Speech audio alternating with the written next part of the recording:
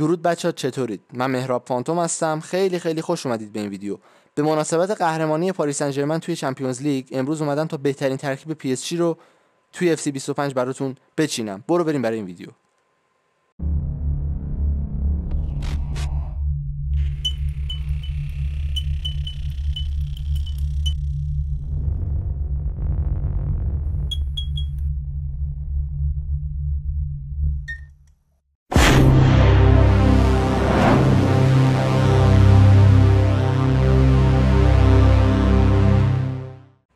خب بچه‌ها، ما مثل همیشه وارد تیم شتس میشیم. منتها یک سری نقل و انتقالات انجام داد پاریس سن ژرمن توی نیم فصل. یک سری بازیکن‌ها اومدن و رفتن. اینا رو حتما انجام بدید. مثلا مثل دوئه، حالا نمیدونم اصلا دوئه نیستش توی اف سی 25 توی پی اس جی، از رن فرانسه بیاریدش. یا کواراتسخلیا که از ناپولی اومد، پاچو که از فرانکفورت آلمان اومد و اینا یک سری حالا ریت هاشون هم در واقع باید افزایش بدید بهش از توی قسمت ادیت پلیر مون، تا انقدر افزایش ندید که غیر واقعی بشه، تا یک حد طبیعی. حالا حتی منم شاید این بعضیاشون مثل کواراتسخلیا، البته نه همین 86 و 7 بود، مثل دوئه شاید من مثلا یک کمی بیشتر افزایش دادم اشتباهی و در واقع شاید این مثلا ریتش توی سری بعدی فیفا یا همون اف سی 26 باشه، ولی خب بیشتر از این دیگه نشه.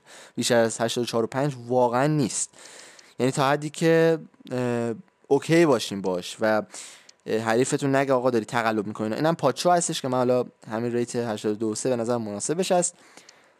و ما اینجا دو تا سیستم داریم. این دو تا سیستم رو من خودم ابداع کردم، کلا ترکیب ابداعی خودم هستش و از هیچ کس دیگه ای تقلید نکردم، اینو خودم ساختمش و امتحان شده هم هست و کاملا من نتیجه باش گرفتم. یک ترکیب یا سیستمی هستش که در واقع ما از شروع بازی و تا دقیقه 50 60 استفاده میکنیم. دقیقه 50 60 با 5 تا تعویض، 4 تا 5 تا تعویض این سیستم رو عوض میکنیم. حالا سیستم ما چیه؟ بیاین اینجا این قسمت تاکتیک، من همه ایناشو با منیج تاکتیک دیلیت کردم. فقط یک پاریس سن ژرمن دیفالت داشته باشید، یه دونه تاکتیک اینجا اد بزنید که من زدم قبلا و اسمش رو 4222 سیو بکنید. این ترکیب شروع ماست. وارد این قسمت میشید، همین که ساختید جدید، میایین اینجا ترکیب رو میذاریم رو همین چیزی که نوشتیم 4222 ایناش. تاکتیکال پرس رو بذارید روی کاستوم، به نظرم بذارید ببینم، بله بذارید روی کاستوم. اینو بذارید روی انقدر ویدیو نمیگیریم ما بچه، یکم کاروبار دارم واقعا و توی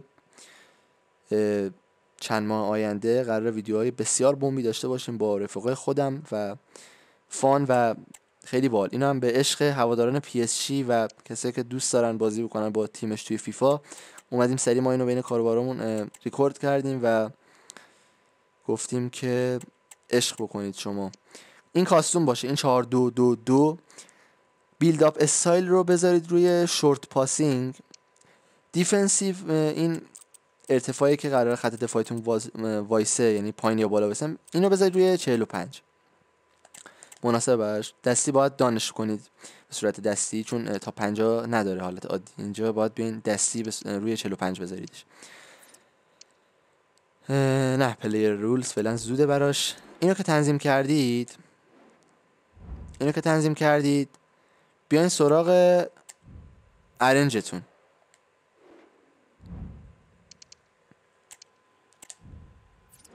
یه لحظه اجازه بدید، من چه اینطوری شد؟ آها، باید اینو فراموش کردم. وقتی میخواین اینجا تاکتیک اد بکنید باید به اینجا این 4222 رو اینجا اکتیو تاکتیک بزنید. حالا میتونید واردش بشید. من یه دقیقه اینجا اشتباه داشتم، اکتیوش باید بکنید. وارد اسکواد میشیم، همین 4222 که داریم. دوناروما، حکیمی، مارکینیوش، پاچو اضافه کردیم و مندز خط دفاعی ما هستن. پایین فابیان رویز و ویتینیا رو داریم. بالاتر دوئه رو داریم، دوئه و برادلی بارکولا رو ما داریم چپ و راستمون. و خط آخر حملمون عثمان دمبله و کواراتسخلیا رو داریم به همین شکلی که میبینید. نیمکت ذخیرمون راموس باید حتما باشه. جونم براتون بگه که لیکینگ این باشه به نظرم. نوس خیلی بازیکن خوبیه باشه. زایر امری باشه. اوگرات حالا نمیدونم اوگرات یا اوگرات هرچی هست دیگه، به هر حال اگه اشتباه میگم به بزرگی خودتون ببخشید و مهم نیست به نظرم اصلا. حالا مهم نیت همیشه اینو داشته باشید در زندگیتون. اوگرات که هم اوگراته و هم نوس میتونن در کار دفاعی در نیمه دوم که راجبش صحبت هم خواهیم کرد در آخر ویدیو کمکتون بکنن، پس حتما داشته باشیدشون. دروازه‌بان ذخیره که اصلا نمیخوام، کیمپمبه و لوکاس هرناندز هم 2 نفر آخر نیمکتتون باشن. اینا لوکاس هرناندز و کیمپمبه. این ارنج ماست و اینم نیمکت ذخیره ماست برای ادامه این ترکیبا. اینم که تاکتیکمون بود 4-2-2-2. مارکینیوش که کاپیتانه، ضرباتو بدید به اشرف حکیمی براتون بزنه، پنالتی رو بدید به کواراتسخلیا براتون بزنه، کورنر سمت راست رو بدید به دمبلهشون چپ پا هستش و سمت چپ رو به کواراتسخلیا بدید. به نظرم مناسبه چون هدزن نیست خیلی، آره، و کات خوبی هم میزنه اصولا. بدید به همون بزنه. این تارگت پلیر برای هدزنی است. مارکینیوش گزینه خوبیه. بعدش بک پستش رو بدید به نیر پستش رو بدید به پاچو بزنه و بک پست هم بدید به بذارید ببینم بارکولا بدید بزنه. به نظرم مناسبه براش. آره خب وارد قسمت تاکتیک باز میشیم. قابلیت بازیکن‌ها، شورت پاس که گفتم 45. وارد قسمت پلیر رولز میشیم. خب ما اینجا باید این 2 نفر رو، عثمان دمبله و کواراتسخلیا رو روی تارگت فوروارد قرار بدیم. دوه و بارکولا رو باید روی حالت، بذارید بهتون بگم، روی حالت شادو استرایکر بذارید. شادو استرایکر به نظرم این مناسبشونه. یا حالا البته نه پلی میکر واقعا نیستن. آره شادو استرایکر بذارید. ویتینیا و رویز رو بذارید روی دیپ لاینگ پلی میکر. آره رویز رو روی این بذارین. این هم دقیقا همون دیپ لاینگ پلی میکر ویتینیا. مارکینیوش که دیفندرش مشخص دیفالت، دوناروما هم که هیچی، پاچو هم که هیچی، اوکی خودش.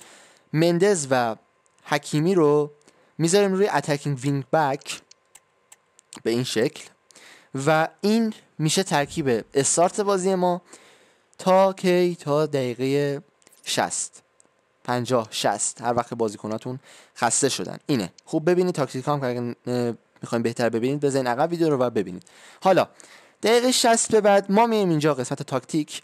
پاریس سن ژرمن دیفالت رو اینجا اکتیوش میکنیم و وارد تاکتیکش میشیم. خب در اینجا ما دیگه اف سی پرسی نداریم. نه البته عذر میخوام، اف سی پرست قبلی کاستوم بود، این میشه اف سی پرس. اینو میذاریم روی اف سی پرس 433 فلت، اینجا بالانس باشه و حالا اینجا این دفاع رو جلو عقب بودنش رو بذارید روی 60. اینم باز باید دستی تنظیمش رو کنید، دانش میکنید و اینم از این. میریم سراغ چینش بازیکن‌هامون. این مثلا نیمه دومه، شما فکر میکنید که خسته شدن. حالا کواراتسخلیا و دمبله هیچ وقت نمیبرن، خیلی همینا ثابت میمونن. بارکولا و دو هم همینطور من بازی کردم واقعا نبریدن. اینا رو میارید چپ و راست هافکتون، هافک چپ و راست. خب اینجا رویز و ویتینیا قطعا میبرن که احتمالاً رویز هم هست. اینجا شما رویز رو لطف میکنید با راموس تعویض میکنید چون ما اینجا فوروارد نوک میخوایم. ببینید 60 دقیقه اول سیستم ما اینه، سیستمی که من خودم چیدم برای پاریس سن ژرمن، یک سیستم کاملا هجومی دونده و دریبل زن داریم. دقیقه 60 به بعد ما دفاع رو به بالا میکشیم. یک تمام کننده که راموس باشه رو، واقعا تمام کننده خوبی، از اونایی که یک ضربه کوچیک مثل خوستلو بزنه براتون کارو در میاره. راموس رو میارید و اگه عقبید کارو جمع میکنید. راموس رو میذارید نوک، اینجا دو بارکولا چپ و راست و پیشنهاد من اینه که زایر امری رو بیاری جای ویتینیا. این دوتا تعویض. خب حالا میمونه سر 4 تا خط دفاعی که اینا 100% میبرن. جای نوس لوکاس هرناندز رو بیارید، جای کیمپمبه پاچو رو بیارید. این 2 نفر حتما میبرن. حالا نفر پنجم بین مارکینیوش یا حکیمی، اون کسی که بیشتر بریده بود رو به انتخاب خودتون تعویض بکنید و حالا میشه استثنایی هم باشه، یعنی ویتینیا مثلا نبره، شما زایر امری رو نیارید و کلا خط دفاعیتون رو تعویض بکنید که احتمال زیاد میبره. پس زایر امری رو بیارید خیلی خوبه، چون اون وسط رو براتون کارو در میاره و توپ گردانی رو به خوبی انجام میده. مارکینوش یا حکیمی رو عوض کنید. حالا مارکینوش میتونید اوگراته رو جاش بیارید که دفاع جلوزن رو کاملا میتونه براتون بازی کنه و اگه حکیمی برید میتونید به جاش شما نوس رو جایگزین بکنید. شاید الان بگید نوس هافکه، ولی هافک هست ولی دفاع راست رو میتونه هندل بکنه. اگه دقتم کرده باشید خود تیم ملی پرتغال در ارنج و ترکیب اولیه‌اش نوس رو دفاع راست فیکس کرد، پس اوکیه و میتونه این کار رو براتون انجام بده. حالا ما اینجا وارد تاکتیک و ایناش باز میشیم. حالا اینجا ما اصلا بر فرض میگیم که انجام ندادیم فعلا اینا رو، چون این دفاع و ایناش خیلی سیستم خاصی نداره تاکتیکش، پس هم اینا رو میذاریم.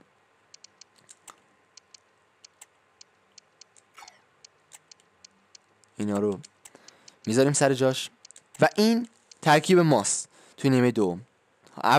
اولین تعویضایی که میزنین قطعاً بچه‌ها، من اصلا واقعا یادم رفته صحبت کردن پشت ویدیو رو، توی ویدیو رو موقع رکورد کردن، واقعا به بزرگی خودتون ببخشید، شما عمق ویدیو رو دریابید. اینه قطعا شما باید اول راموس رو وارد بکنید، بعد زایر امری، بعد دونه دونه دفاعاتون رو ببرید بیرون. هیچ وقت یهو دفاعاتون رو تعویض نکنید با هم، چون جدیدن اونا، یهو ممکنه تاکتیک دستتون در بره و سر یه زده حمله یا یه حمله خطرناک گل رو بخورید. پس دونه دونه عوض کنید. اولویت با این 2 نفره. حالا وارد تاکتیک میشیم.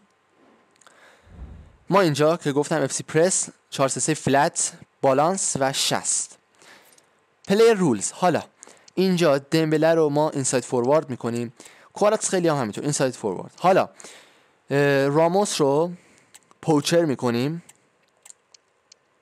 دوه و برادلی بارکولا رو پلی میکرشون میکنیم، زایر امری رو تا براتون بگم چی خوبه، اینم باز پلی میکرش کنید، نگاه کنید خودش میگه این بهتره براش و فوکوسش روی اتک هستش. حالا حکیمی رو باز ما میایم اینجا اتکینگ وینگ بکش میکنیم، اصلا همون نوس هم بیاد تو این براش بهتره و مندز هم به همین شکل، این هم اتکینگ وینگ بکش میکنیم. دست به پاچو، دوناروما و مارکینیوش نمیزنیم، همین عالیه، نگاه کنید مثبت دارن و در بهترین عملکرد خودشون بازی خواهند کرد. این هم از این اسیسمنت ها هم که همونه، دمبله کورنر راست رو بزنه، کواراتسخلیا چپ رو بزنه.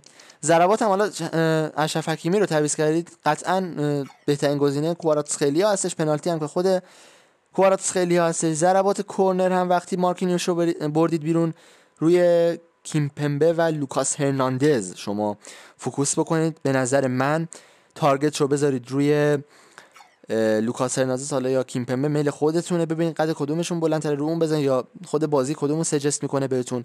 بک پستش رو بذارید روی اون یکی، یعنی مثلا اگه تارگت رو گذاشتید روی کیمپمبه، بک پستر رو نیر پست رو خواهیم من اشتباه میگم، نیر پستر رو بذارید روی کیمپمبه.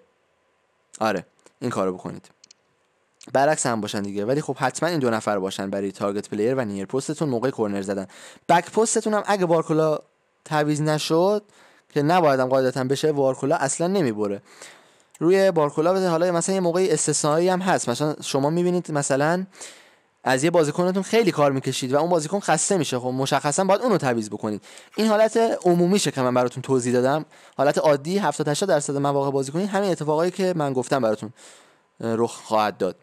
این بود بچه‌ها سیستم پاریس سن ژرمن. حتما با دقت باید مو به موش انجام بشه، اگر انجام نشه نمیتونید بهترین عملکرد رو با این تیم داشته باشید. خیلی تیم قوی شده و تبریک میگم به همه هوادارانش، من که خودم رئالیم ولی خب احترام قائلم برای طرفداران پاریس سن ژرمن و تمام طرفداری بقیه کلاب‌ها، فوتبال کلاب‌ها، و امیدوارم که از این ویدیو لذت برده باشید. حتما اگه متوجه کامل نشدید به عقب برید و به عقب ویدیو بزنید و با دقت ببینید و مو به مو همش رو انجام بدید. امیدوارم که از این ویدیو لذت برده باشید. لایک کنید، سابسکرایب کنید چنل رو، زنگوله رو روی آلو بذارید. خود من اصلا واقعا نمیدونم چی بگم، هیچی ندارم. برای گفتن، چون که واقعا دیر به دیر ویدیو میگیرم و امیدوارم که درک کنید. واقعا سرم شلوغه یک خورده و به زودی ویدیوی بوم خواهم گذاشت. زنگوله رو روی آلو بذارید، ساب کنید چنل رو، کامنت بذارید، لایک کنید ویدیو رو و اینستاگرام منم توی دیسکریپشن هست، حتما فالو کنید و تا یک ویدیوی دیگه بدرود. اگه یه موقع انتقاد چیزی هم داشتید حتما راجع به این ترکیب توی کامنت های همین پست برام بگید و من راهنماییتون میکنم و جوابتون رو خواهم داد توی ریپلای کامنت های همین پست و بدرود.